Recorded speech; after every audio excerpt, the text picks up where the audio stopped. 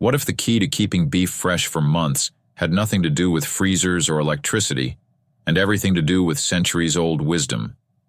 While modern appliances break down and grocery prices soar, Amish families have quietly mastered techniques that preserve meat so well they could save you hundreds of dollars each year.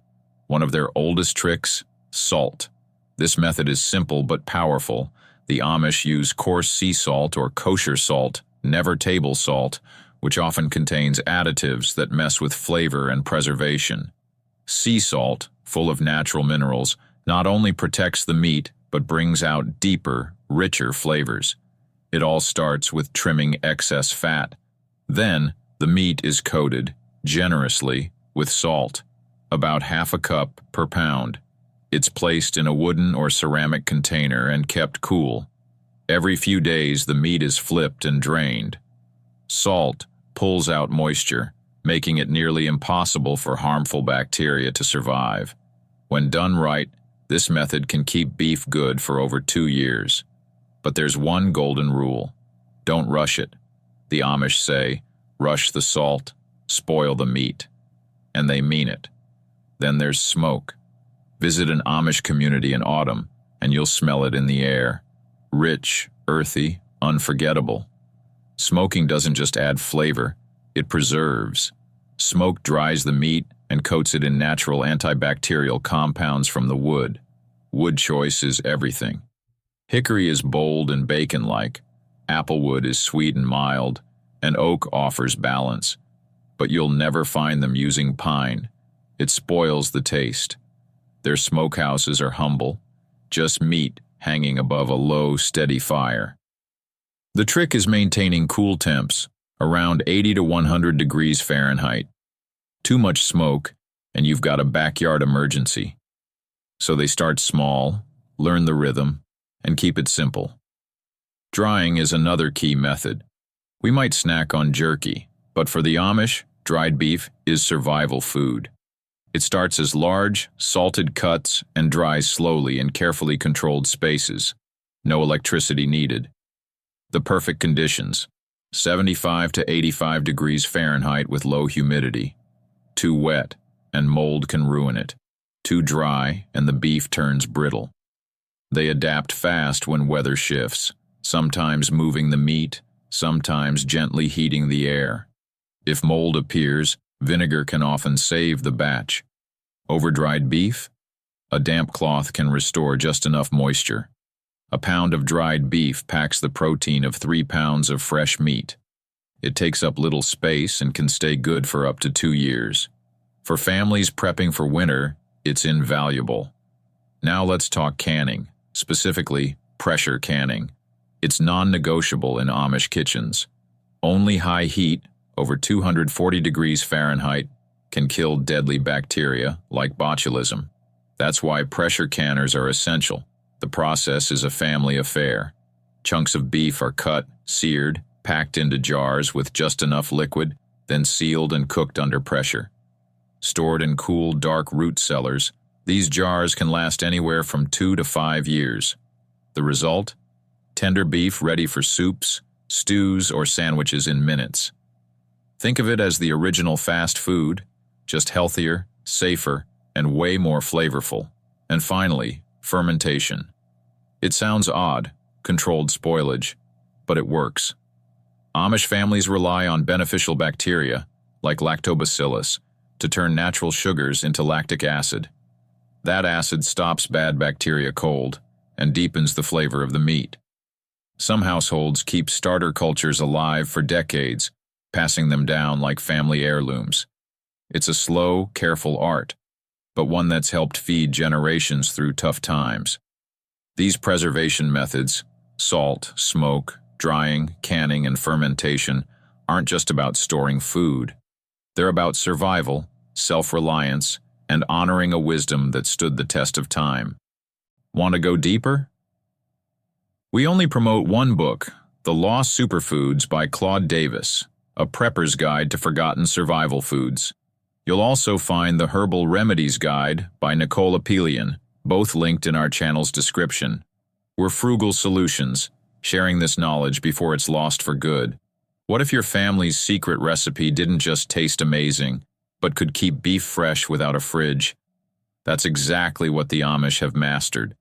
Their method of fermenting beef goes back generations, with each family passing down unique bacterial strains that give the meat its one-of-a-kind flavor. Before electric fridges became the norm, fermented meats like summer sausage and country ham were everyday staples in American homes. But while the rest of the country moved on, the Amish quietly kept the tradition alive. Fermentation can be a smelly business, so much so that many Amish families set up special outbuildings just to keep the odors out of the house. But once the initial aroma fades, what's left is a tangy, flavorful beef that stood the test of time. As one Amish elder puts it, the nose complains, but the mouth rejoices. To store all this preserved food, Amish homes rely on something you rarely see anymore: root cellars. These partially underground rooms, often built into hillsides, use the earth's natural insulation to stay cool and consistent all year round. No power, no breakdowns, just dependable, steady cold. Gravel floors help with drainage, stone walls stabilize the temperature, and simple ventilation does the rest. When mushrooms start growing, it means the humidity's too high. When apples shrivel, it's too dry. No gadgets needed, just generations of observation and instinct. And then there's one of the simplest but most effective preservation tricks: sealing meat in rendered fat. Without air, bacteria can't grow. The Amish collect and slowly melt beef fat, straining it until it turns into a golden, silky liquid. Meat gets packed into jars or crocks, completely covered in the fat, where it can last for months, even years. This old-school method was good enough for Lewis and Clark during their expedition, and it still works today. No chemicals, just meat and fat. To make sure nothing goes to waste, the Amish use a first-in, first-out rotation system. Every jar is labeled with the date, cut of beef, and how it was preserved. Some families even color-code their storage so kids can help pick the right jar. Seasonal routines help too. Older beef gets eaten before the summer preservation season starts. It's not just tidy, it saves money. While most modern households throw away nearly a third of the food they buy, the Amish waste almost nothing. And not all beef is preserved the same way. Fatty cuts like brisket are great for salting or smoking. Leaner pieces like sirloin do better when brined before drying. Tougher cuts, shank, neck, or chuck, transform beautifully through canning or fermentation. Even less popular cuts become prized staples when treated properly. The Amish don't waste a single bite. Then there's seasoning, an art form in itself. Amish communities across the U.S. have their own flavor profiles. In Pennsylvania, you'll taste mild pepper and clove. In Indiana, garlic and maple sugar add boldness and depth. These aren't random choices. They're carefully balanced for flavor and preservation. Spices like garlic, ginger, and cloves naturally fight off bacteria, making the food both safer and tastier. In the Amish world, flavor isn't just about taste, it's a tool. Ingredients like salt, pepper, bay leaves, and even brown sugar aren't just added for fun, they help preserve the meat too. But there's a fine line. Too much salt and the meat becomes inedible, too little, and you risk spoilage. Mastering that balance is an art, passed down through generations. Each family's recipe becomes a signature, sometimes even a source of income. You'll find certain communities known for their jerky or uniquely seasoned dried beef, proudly featured at gatherings and shared like treasured heirlooms. The magic often comes from simple ingredients found in any kitchen, just used with care. As one Amish elder joked, measure cayenne with a teaspoon, not a tablespoon, unless you want your beef to double as cold medicine. Precision matters. One wrong scoop, and you've got what they call dragon breath jerky. Long-lasting, sure, but not exactly crowd-pleasing. Preserving beef in the heat of summer is a whole different challenge. The Amish say August separates the skilled from the lucky. Without fancy thermometers, they rely on instinct. watching for condensation on walls, or speeding fermentation as signs it's too warm. Many families keep temperature diaries, tracking seasonal patterns to know exactly when and how to act. In summer, butchering begins before dawn, while it's still cool. All the cutting, salting, and first steps of preservation happen early, minimizing the risk of spoilage. Underground cellars and even spring-fed water sources serve as natural refrigerators, keeping meat cool without a single watt of electricity. Miss the timing, though, and the result isn't just spoiled. It can smell like a gym sock left in the sun. That's why the Amish follow seasonal schedules like clockwork, with techniques tailored for every time of year. One of the most trusted methods combines salting and smoking, a belt and suspenders approach. First, the salt has to fully penetrate the meat, a process that can take up to 2 weeks. Only then does the smoking begin. Rushing either step risks disaster, a pretty exterior but an unsafe center. Done right, this dual method can preserve meat for up to 2 years, no refrigeration needed. Wood choice matters too. Hickory and sea salt give a bold, classic flavor. Applewood with a brown sugar cure brings out a sweet, mellow note. These combinations aren't random. They've been tested and refined for generations. As the Amish like to say, preservation takes patience before pride. Rush the salt cure, and 2 months later, you'll regret it when your perfect-looking beef turns out spoiled at the center. Another beautiful and unexpected tool in the Amish pantry? Honey. Long before refrigeration, they discovered that pure, local honey could do more than sweeten tea.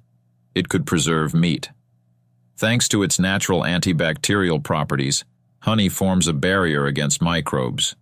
Warmed gently and brushed onto beef, sometimes with spices like cloves or cinnamon, it creates a seal that locks in moisture and flavor. Stories tell of a sweltering summer in 1923, when only honey-glazed meats survived the heat, while other methods failed. And then there are the herbs, wild treasures growing right along fence lines and meadows. Thyme, with its thymol compound, kills bacteria. Rosemary brings antioxidants that prevent rancidity. Sage helps create an unfriendly environment for microbes. Gathering and drying herbs is a family affair. Kids learn which plants do what, and each household has its own secret blend, guarded like a family legacy. To the Amish, preserving beef isn't just about making it last. It's about turning necessity into tradition and food into something far richer than survival. It becomes a story told in salt, smoke, honey, and herbs, preserved not just in meat, but in memory. Sometimes the Amish use herbs that most of us overlook, like lovage or winter savory. These lesser-known plants bring not just flavor, but powerful antimicrobial protection, adding one more layer of natural defense to preserved beef. Before plastic tubs and metal cans, leather was the gold standard for food storage. And for the Amish, it still holds a place of honor. They carefully treat cattle or deer hides, removing oils that could cause spoilage, then craft tight-stitched pouches. Leather breathes just enough to let air circulate without letting moisture in, a perfect balance. Some families coat their leather bags in beeswax to improve protection, a technique rooted in history and refined over generations. On the frontier, these leather pouches help travelers survive months on the road. Today, they're still used to keep dried beef safe in harsh conditions. When winter comes, Amish families turn the freezing cold into their best preservation ally. They wait for the first deep freeze, then move quickly. Beef is butchered while the air is cold enough to stop bacteria in its tracks. But it's not just about freezing, it's about protecting that frozen meat. Elevated platforms, wooden boxes, even snow-covered storage mounds are used to keep predators away and the cold steady. Thawing is just as thoughtful. Instead of tossing meat in a microwave, they move it slowly from cold to warmer spots, preserving both texture and flavor. Preservation doesn't stop with meat. For the Amish, bones are just as valuable. Using a time-honored process, they turn marrow-rich bones into a powerful broth. First roasted for flavor, then simmered for hours in heavy cast-iron pots, the bones release their nutrients slowly. The broth is strained multiple times, and a layer of fat is added on top, forming a natural seal. The result is a shelf-stable nutritional powerhouse, rich in calcium, magnesium, and amino acids. More than just soup stock, it's winter wellness in a jar. Then there's beeswax, one of the Amish community's most ingenious preservation tools. Collected from local hives, this golden wax becomes a natural armor for meat. After drying the beef completely, they dip it into warm, filtered wax, coating it in a smooth, airtight seal. Some even add herbs to the wax itself for extra protection. There's an old story still told of a piece of beef found in a wax-sealed cellar decades later. Still safe, still edible. It might sound unbelievable, but it's a powerful example of what these time-tested methods can do. For the Amish, preserving beef isn't just about survival, it's about honoring tradition. Through herbs, ice, bones, leather, and beeswax, they've created a way of working with nature, not against it. It's a quiet kind of genius, simple, effective, and full of respect for the food they raise and the land they live on.